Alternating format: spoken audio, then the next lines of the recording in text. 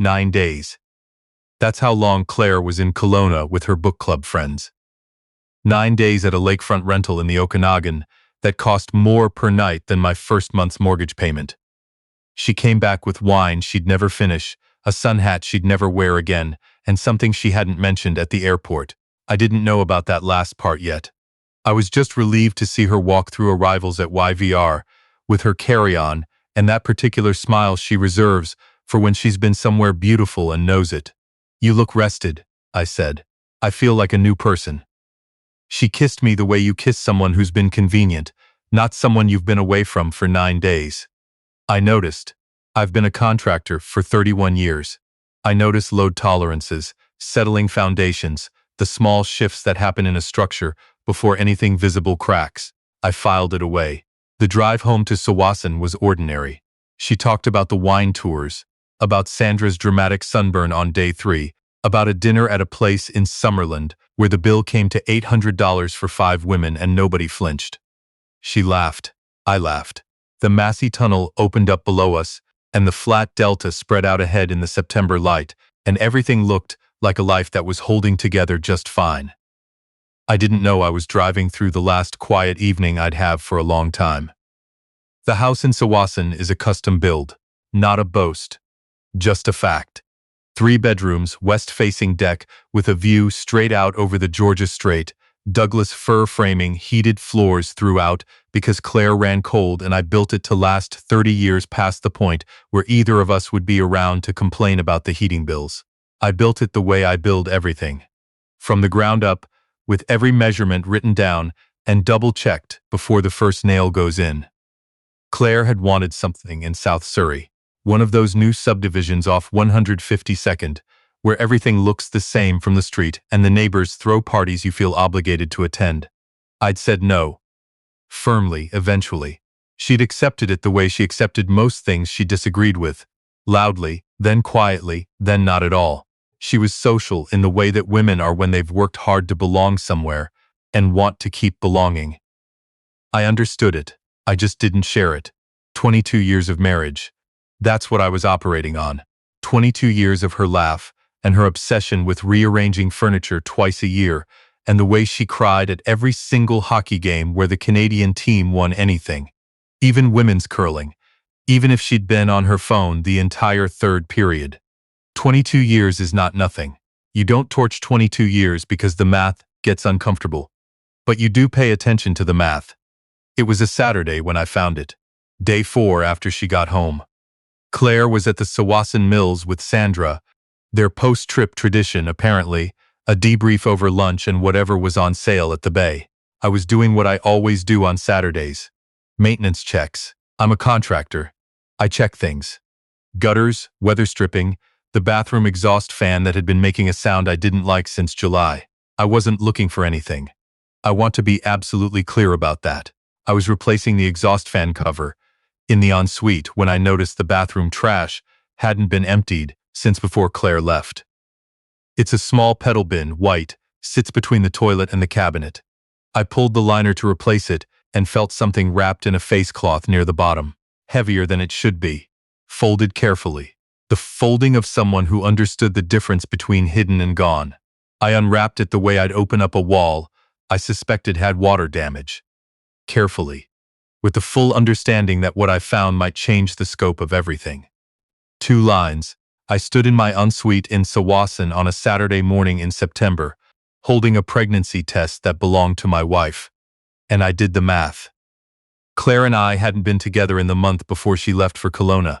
Not for any dramatic reason, just the slow drift that happens sometimes.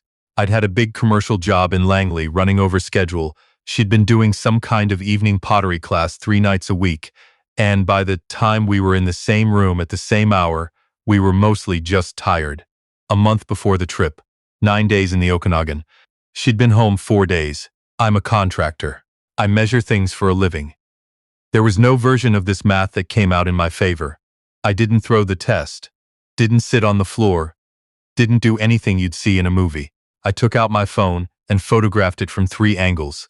The result window, the brand name, the lot number printed on the foil wrapper.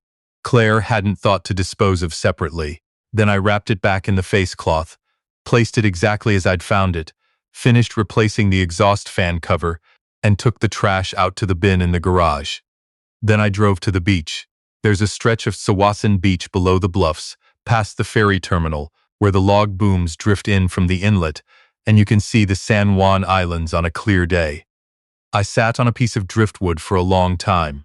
The ferries came and went. The light on the water was very flat and very still, the way it gets in September when the summer crowd's gone and the place goes back to belonging to the people who actually live there.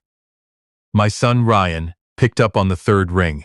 "Dad, what's up? You busy? I'm at the gym. Give me 2 seconds." Sounds of him stepping outside. "Okay. What's going on?" Ryan is 30.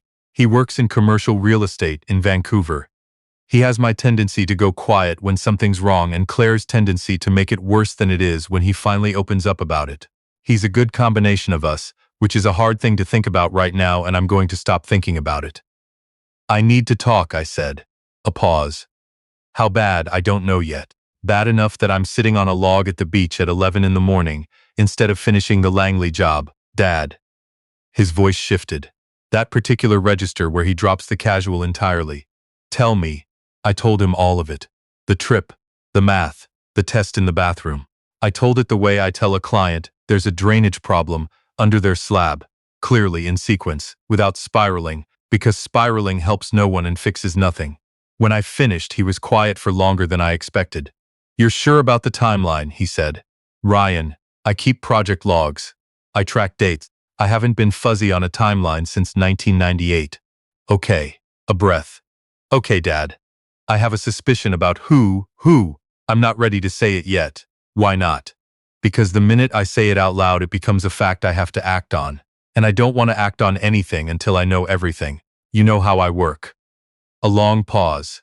I could hear traffic from wherever he was standing. "You're the only person I know," Ryan said carefully, "who handles a personal crisis like a building inspection." "Building inspections," I said, "are what prevent roofs from caving in on people." He didn't argue with that. I didn't expect him to. The suspicion had a name: Marcus Webb. I'd met Marcus Webb at a neighborhood barbecue in Sawasan 4 summers ago. He was the kind of man who introduces himself by his job title. VP of Business Development at a real estate investment firm out of Burnaby, which I'd later learn meant he ran the pitch meetings while his 2 partners did the actual work. He had the energy of someone who had made money quickly and found it very important that you understood this within 5 minutes of meeting him. His wife, Sandra, was funny and direct and completely out of his league in every way I could identify, which I thought privately and never said out loud, because that's not a thing you say at a neighborhood barbecue. Marcus and Claire had always been friendly in the way that people in the same social circle are when they keep ending up at the same dinner parties. I hadn't thought anything of it. I was wrong. No, that's not fair to me. I was trusting. I had no reason not to be. You don't build 22 years of marriage on a foundation of suspicion. You build it on a foundation of trust, and you rely on the other person to respect what you built. I had done that. I had held up my end of every measurement. The wall was coming down anyway. I just hadn't picked up the hammer yet. I called Dr. Patricia Osei on the Monday morning after. She'd been our family doctor for 11 years, out of a practice in Ladner. I didn't call her as our family doctor. I called a colleague of hers, a referral from my GP at a clinic I'd done renovations for in Delta, and I asked my question with the detachment of a man who had decided that feelings were a second draft problem. "I need to understand how early a standard test reads accurate," I said, "and what the corresponding conception window would be." She was professional, careful. "A home test reads reliably from about 10 to 14 days post-conception," she said. "If a test was taken within the first few days of returning from a 9-day trip, conception would almost certainly have occurred during the trip." "Almost certainly," I repeated. "I'm sorry," she said. "I know that's not what you were hoping to hear." "I wasn't hoping for anything," I said. "I was collecting information." A pause. "Okay," she said gently. "Take care of yourself." I thanked her and hung up, sat in my truck outside the Langley job site for 6 minutes looking at the morning cloud sitting heavy over the Fraser Valley. Then I called Helen Carruthers. "Welcome to Dad's hidden revenge." get comfortable, because the people in these stories had every opportunity to make better choices. They just didn't. Leave a comment, and make sure you subscribe. You're going to want to stay for this one. Helen Carruthers had been practicing family law in the Lower Mainland for 28 years. She was based in New Westminster, operated out of an office above a Vietnamese restaurant on Columbia Street, and had the manner of a woman who had seen every variation of human disappointment, and found most of it, if not predictable, then at least categorizable.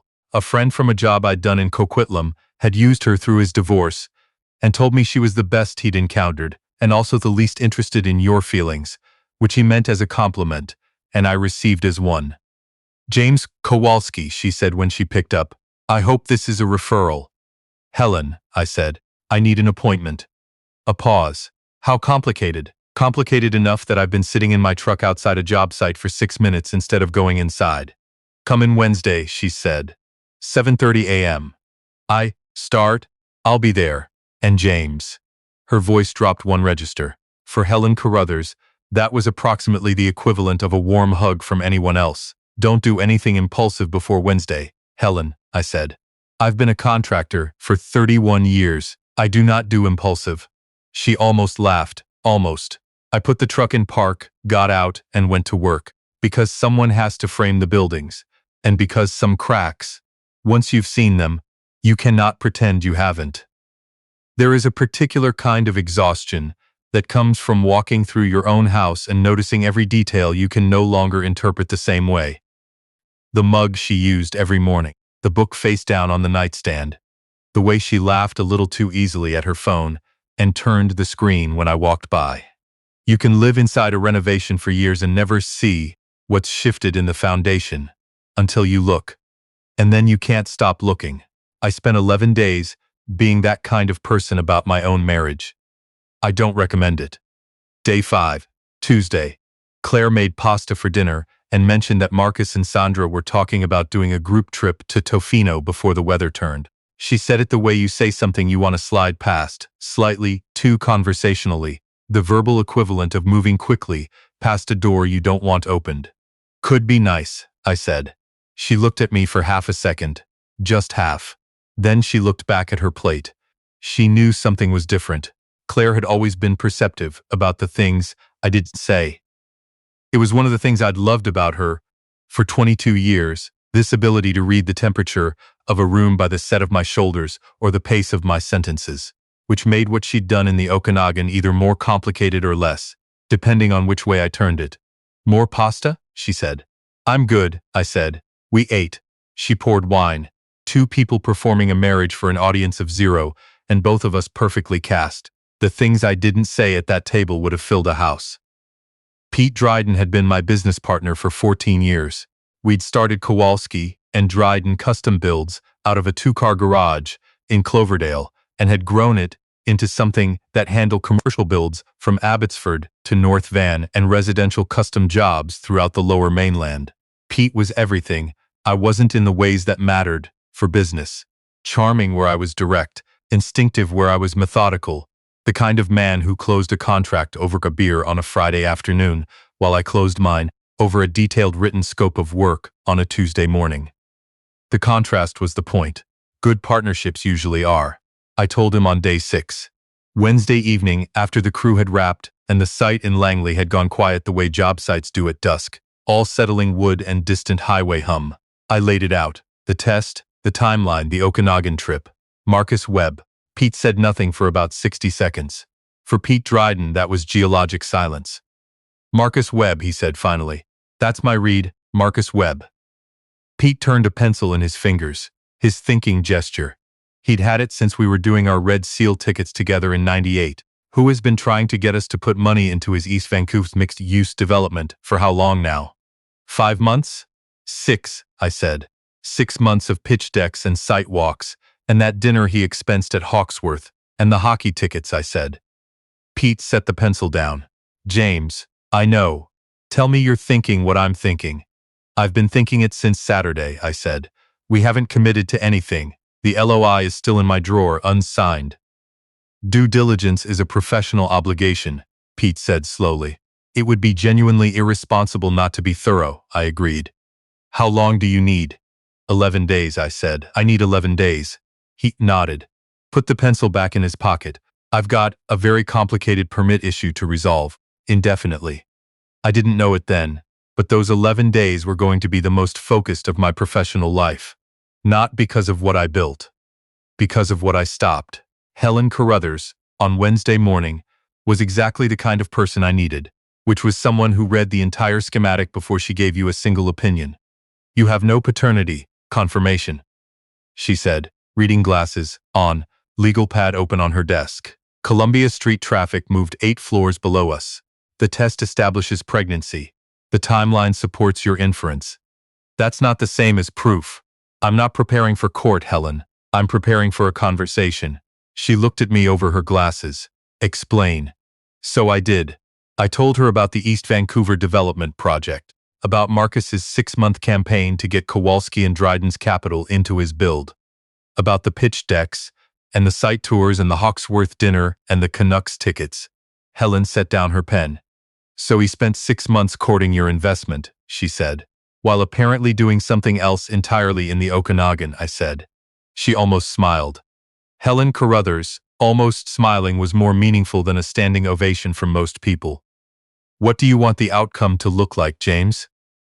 I looked out her window. A TransLink bus moving through the intersection, a Tuesday in New Westminster, ordinary as gravity. I want it to look like what it is, I said. A structure built on a compromised foundation coming down in a controlled and deliberate way. No one buried in the rubble who doesn't belong there. And Sandra? I looked back at Helen. Sandra Webb is owed accurate information so she can make her own decisions. That's all I can give her. And Claire? I was quiet for a moment. Claire made a choice, I said. I'm going to make sure she can live with the consequences of it without being destroyed by them. She gets the equity in the house. She gets enough to land. But she does not get to pretend it didn't happen. Not with me. Not in this house. Helen studied me for a long moment. Something moved in her expression that was neither admiration nor sadness, but lived somewhere between the two. I've practiced family law for 28 years, she said. She picked up her pen. I've seen people lose themselves completely in situations far simpler than this. You haven't. A pause. Most people handle a parking dispute with less composure than you're bringing to this. I'm a contractor, I said. I don't start a job I'm not prepared to finish. Day 8. Claire had started taking her phone to the back deck for calls. 10 minutes at a stretch, the sliding door pulled almost shut, voice low. I didn't stand at the glass. I didn't need to. The pattern was its own testimony. At dinner, she mentioned that Sandra was thinking of coming by Sunday. Would that be okay? I looked up from my plate. Sure, of course. She searched my face. You sure? I know you and Marcus aren't really. Sandra's welcome anytime, I said. Easy, warm, the voice of a man who knows exactly what's coming and has already poured the concrete. She smiled, relieved, the smile of a woman who had mistaken my stillness for unawareness. It was the last expensive mistake of our marriage. If you've been listening for a while and want stories like this to keep coming, it genuinely helps when you hit that like button and subscribe. Most people never do, but it's what makes this possible. So truly, thank day 11. I made the call I'd been building toward, not to Claire, not to Marcus, not even to Helen. I called Sandra Webb. Before you think anything of that, understand this. Sandra was not part of what happened in the Okanagan. She was funny and sharp and kind, and she had spent the last several weeks believing her husband was exactly where he said he was and exactly the person she'd married. She deserved accurate information, not from me directly, not yet, not until everything was documented. But she deserved to have it when the time came, so I made an arrangement, the careful kind. I engaged a PI that Helen had used on 3 previous cases, a woman named Denise who worked out of Burnaby and was extremely good at documentation and extremely bad at small talk, which was exactly what I needed. I also engaged a forensic accountant named Gordon from Pete's network, who had, in reviewing Marcus's pitch materials at my request, identified 3 discrepancies in the pro forma financials that had nothing to do with me and everything to do with Marcus. Being the kind of man who cuts corners on documents the way he cuts corners on marriage. A sealed package was prepared. Addressed to Sandra's sister in Maple Ridge. To be delivered on day 17. Not a moment before. Timing in construction is everything. Pour too early, the concrete doesn't cure. Pour too late, you've lost your window. I've been doing this long enough to know the difference. Day 14. Wednesday. I worked late at the Langley site, came home after 9. Claire was already asleep. Or performing sleep, phone face down on her nightstand, with the brightness turned all the way off. I stood in the doorway of our bedroom. The bedroom with the west-facing window, I'd designed to catch the last of the evening light over the strait. And I looked at my wife and felt, very clearly and very specifically, the grief of a man who has read every measurement and knows what has to come down. Not anger. Grief. There's a difference. Anger wants to break things. Grief wants to understand what was worth building in the first place. I went to the kitchen, made tea, sat at the island I'd fabricated from a slab of black walnut I'd pulled from a demolition job in Point Grey, 12 years ago. The one Claire had said was too dark, and I'd said was perfect, and neither of us had been wrong. I didn't draw anything. I just sat with it, the weight of a decision already made, waiting to be executed. Day 17 was 3 days away. You can tell a lot about a person by how they walk into a room they think belongs to them. Claire came through the front door of our house in Salwasan on a Sunday evening in October. The sky over the strait was going amber and copper, the way it does in Fallout here, like the whole horizon is trying to make up for the gray that's coming. She'd been at brunch with Sandra. Their post-trip tradition apparently carried on uninterrupted, and she was laughing at something from the car, carrying a bottle of BC Rosé she'd picked up at the market, wearing the sun hat from Kelowna she'd said she'd never wear again. She was 2 steps inside when she stopped. The house was packed, not ransacked, not destroyed. Packed with the methodical precision of a man who has been doing this kind of work for 31 years.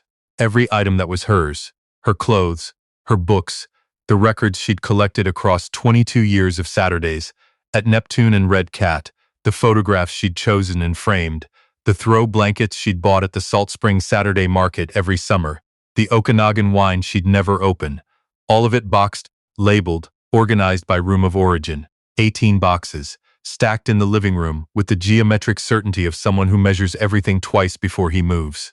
The rosé bottle tilted in her hand. She caught it. James? Hey, Claire. I was sitting at the kitchen island, jacket on, hands flat on the black walnut surface. Close the door, it's cold. She closed it, slowly, the way you close a door when you're already inside the thing you're afraid of. She looked at the boxes, at me, at the boxes again. What is this? Not a question. A person reading a building and realizing it isn't what they thought it was. Moving assistance, I said. I labeled everything clearly.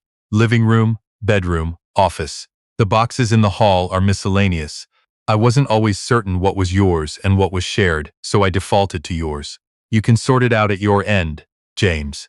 Her voice cracked on the second syllable. What are you doing? I'm being organized, I said. You always said I was too organized.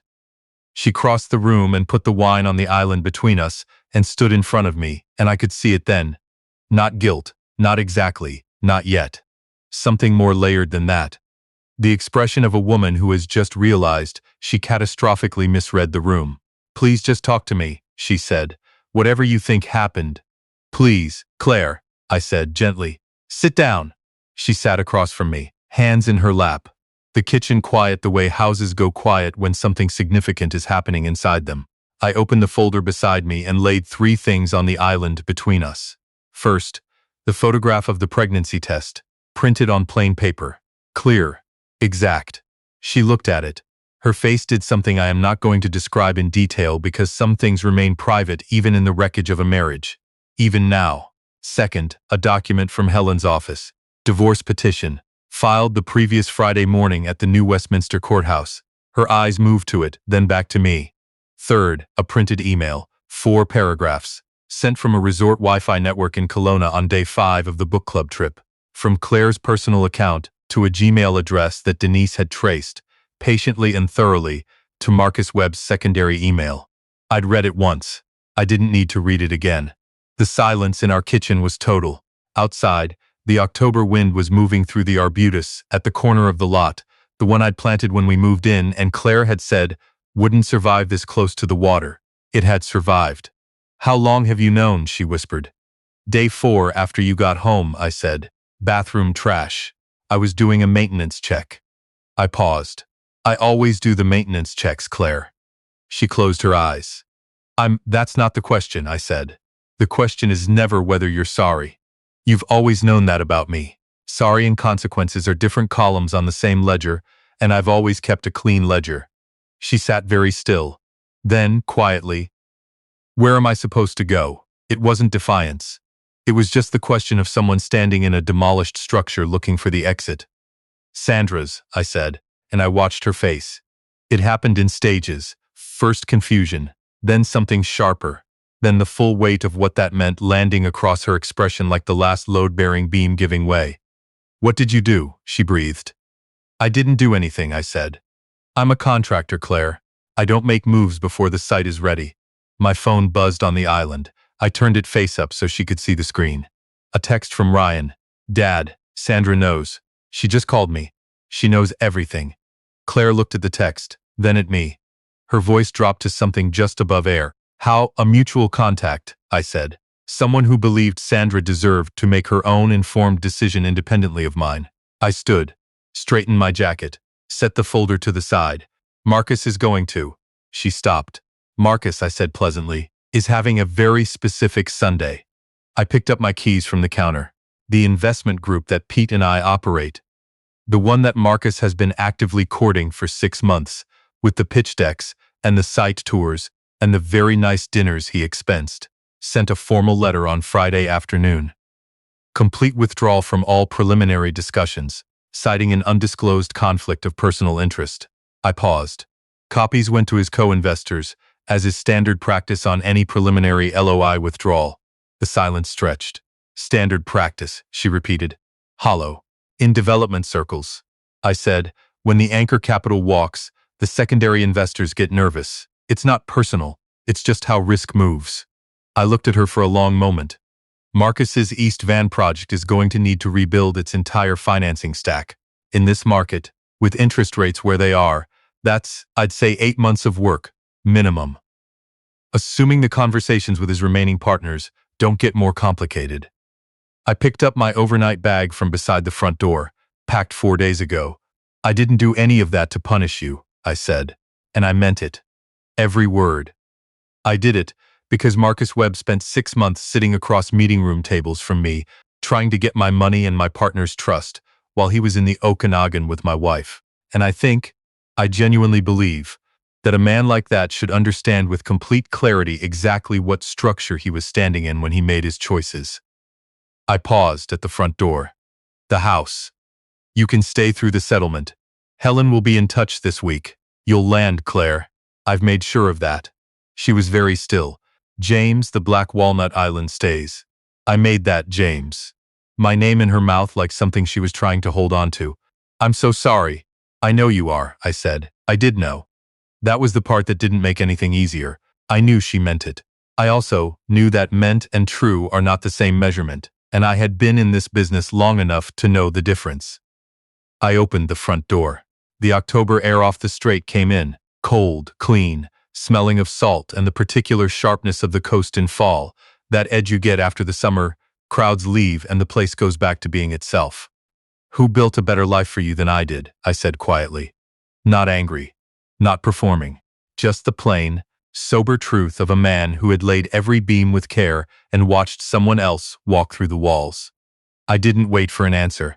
I walked to my truck, backed out of the driveway I'd poured myself 21 years ago, the summer before we moved in, and I drove out toward the highway, with the last of the sunset burning out over the strait behind me. The islands going dark on the water like punctuation. At the end of a sentence, I'd spent a long time writing. I didn't look back. I don't look back at finished work. 6 weeks later, Pete told me Marcus had called the office 4 times. Pete had remained, professionally, in a meeting. 8 weeks later, Sandra Webb filed for divorce. Her lawyer, by coincidence or geography, was Helen Carruthers. 12 weeks later, Marcus's East Van development collapsed entirely when his remaining co-investor, conducting their own due diligence, Discovered the 3 financial irregularities that Gordon had identified. Discrepancies in project cost projections that had nothing to do with me, and everything to do with Marcus, being the kind of man who files inaccurate numbers the same way he lives his life, hoping no one looks closely enough. I didn't make a single call about that. Some structures fail because they were never built correctly. You can see it in the foundation if you know what to look for. I always know what to look for. I bought a lot in East Delta the following spring, smaller than the Tsawasan house. A quiet street backing onto a green belt, morning sun through the east windows, mature cedars along the property line. I designed it the way I design everything, from the ground up, with every measurement written down and nothing left to inference. 2 bedrooms, a proper shop in the back, a kitchen with a big south window over a countertop. I haven't built yet but can picture exactly. Something solid, something from a piece of salvage with a history in it. I still have the photograph. The one from the bathroom trash, taken on a Saturday morning in September. Folded twice, tucked into the back of my job folder, behind the permit drawings for the Delta lot. Not as a wound, not as a trophy, just as a measurement. The exact point where I stopped building something that wasn't holding and started laying out something that would. Every solid structure begins with knowing where the ground actually is. Now I know.